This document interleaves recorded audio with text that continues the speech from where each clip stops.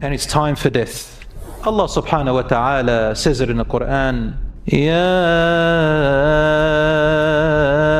أيها الذين آمنوا اتقوا الله ولتنظر نفس ما قدمت لغد واتقوا الله إن الله خبير بما تعملون.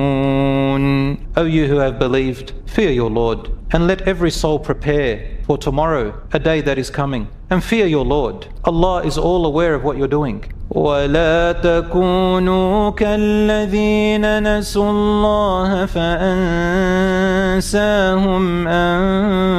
أَنفُسَهُمْ أُولَئِكَ هُمُ الْفَاسِقُونَ. Don't ever become like those who neglected and forgot about Allah, and so Allah caused them to neglect and forget about who they are. They are the ones who are truly have corrupted. لا يستوي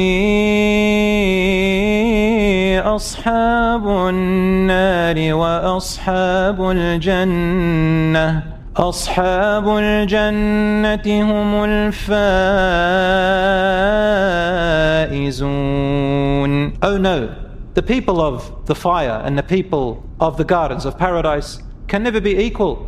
The people of paradise are the truly successful and triumphant. So my brothers and sisters, a mu'min is always in preparation, always thinking, maybe I might meet Allah tomorrow. Let me always be prepared. In Islam, we have a detailed description of death and when the soul is exiting the body. In a long hadith in Al-Hakim and Al-Nasa'i and Ibn Majah, or Ibn Habban, the Prophet, peace be upon him, said, when the soul of the believer is finally taken hold of to be taken away, angels of mercy arrive with silk fabric from paradise, saying, come out to a salvation and mercy from Allah. It then comes out smelling like the most beautiful musk. The angels gently pass it on to each other, one by one, each taking a moment to smell its beautiful smell, till it reaches the doors of the heavens, where its dwellers exclaim, whose is this beautiful smelling soul? Whose is this beautiful smelling soul? As it continues to rise from one heaven to another, then the angels bring to the soul the souls of other believers who have already passed away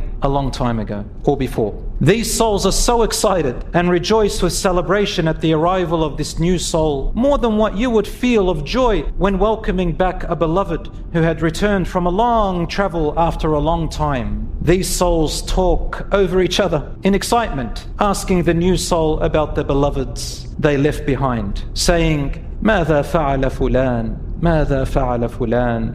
Tell us about so-and-so. Tell us about so-and-so. Someone says, probably an angel, دعوه دعوه. Give him some space. Give him or her some space. Give them some space. لقد جاء من غم الدنيا. They have just arrived out of the constraining life of the former world, the worries and the hardships of life. Allahumma tawaffana ala al-iman. May Allah take us when we are in a state of goodness and righteousness and iman. In another long hadith, Rasul sallallahu alayhi wa sallam said, the hadith is in Musnad Ahmad, and it is an authentic hadith. It is the hadith of Al-Bara ibn Azib, the companion. He said, one day when we were about to bury a person, one of the companions, after we had buried him, the Prophet sallallahu alayhi wa sallam stood at the edge, the head of the grave above. He knelt down and he had a stick with him and began to poke the earth with it as if he was pondering, reflecting deeply. His eyes were reflecting with sadness. Then he looked up at us and he said, truly the believer, when his or her time of death arrives, beautiful angels from heaven descend with material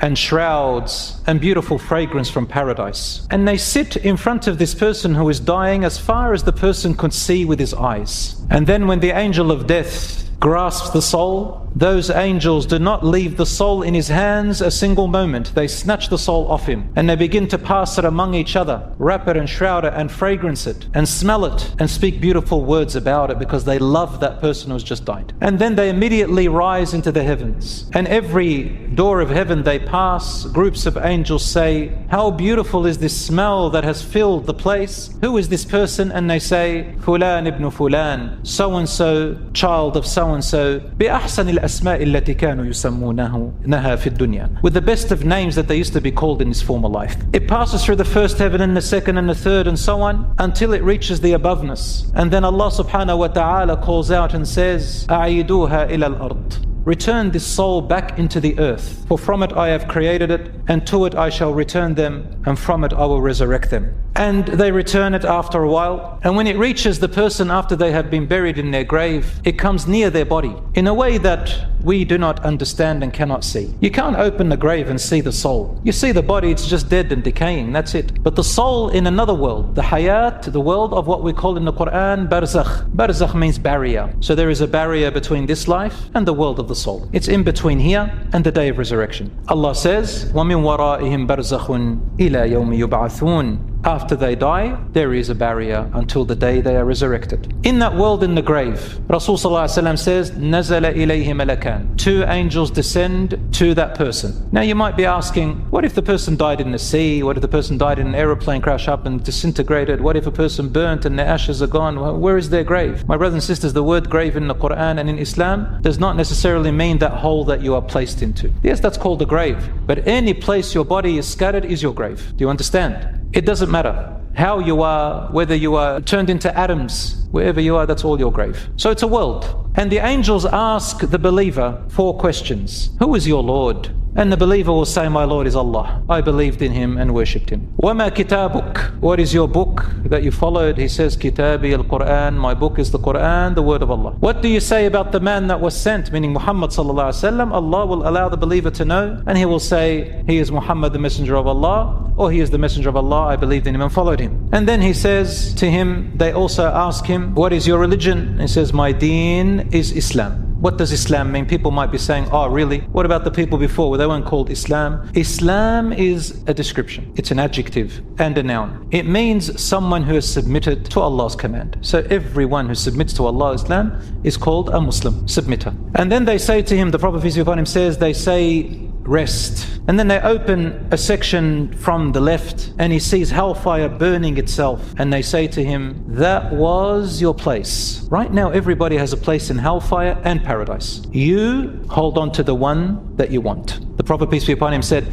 everyone will enter paradise. Say, oh, everyone, Ya Rasul. He says, everyone will enter paradise. إِلَّا مَنْ أَبَى. Except he or she who refuses. They said, who would refuse, Ya Rasulullah? He said, whoever obeys Allah and me has entered paradise. Whoever disobeys Allah and me has refused. So it is our actions and our beliefs. Then they say, this is no longer your place. Your place is given to someone else. Yeah? Then another door is opened, or a gateway, and you see paradise and beauty, and they say that is what is awaiting you. The believer then screams and says, Rabbi aqim as-sa'ah, Rabbi aqim as-sa'ah. My Lord, let the hour come now. Let the hour come now. I want to go to my land and to my property and to my family and the beauty. As he is sitting there in a world, and obviously it's not the body, it's like when you go to sleep and you see yourself sitting, flying, walking. A beautiful person comes and accompanies you. You automatically don't feel like they're a stranger. You feel you've known them all your life, and you feel at ease and peace with them. And then you say to them, the believer says, who are you? For wallahi, your face brings comfort and ease. He said, I am your good deeds. Allah has transformed me into this being that gives you comfort. I will not leave you.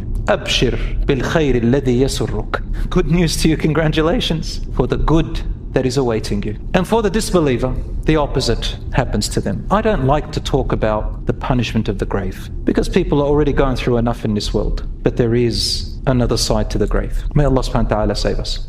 Can the dead person hear you? No. Not the body, at least. Of course not. Absolutely zero. But can the soul hear?